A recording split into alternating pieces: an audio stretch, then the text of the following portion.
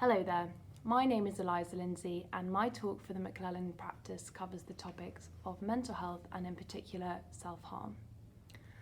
When I was at school, I suffered greatly with academic pressure and the need to excel in and be perfect at everything I did.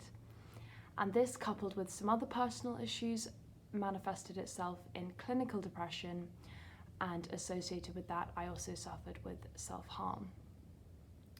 Through many years of therapy, medication, lifestyle changes, I've all but managed to recover from my mental health issues, and as an adult I've been able to take the time to reflect on them and to use them to help others.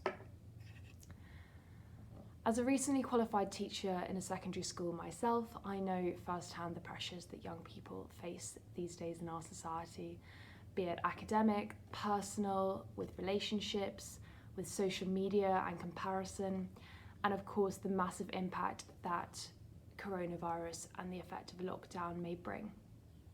Many people who never would have considered themselves at risk of a mental health issue may now be worrying and wondering about what the next steps for them are. And schools have a duty to be proactive and supportive with those worries, particularly for those young people for whom it does manifest into a mental health issue.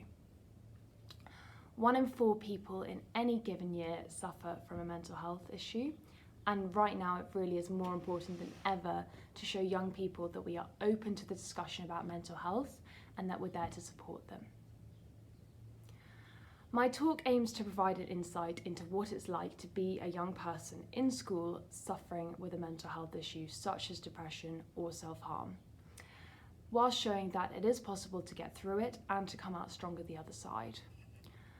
I will explain ways in which friends and teachers can support those with mental health issues, and how a school can foster an atmosphere of openness and awareness, honesty when it comes to talking about mental health issues and especially reducing the stigma associated with them. I'll also address many of the myths that are associated with mental health and in particular with self-harming. Although I'm not a mental health practitioner myself, I like to think that some of my personal experience can offer advice to help those who may be suffering, and also to give advice to those who may be supporting a friend, a student, a child with a mental health issue and not exactly knowing how to go about that. If your school has any particular areas that you would like me to focus on more or highlight, then I'm more than happy to adapt the content to work with you and your needs as a school.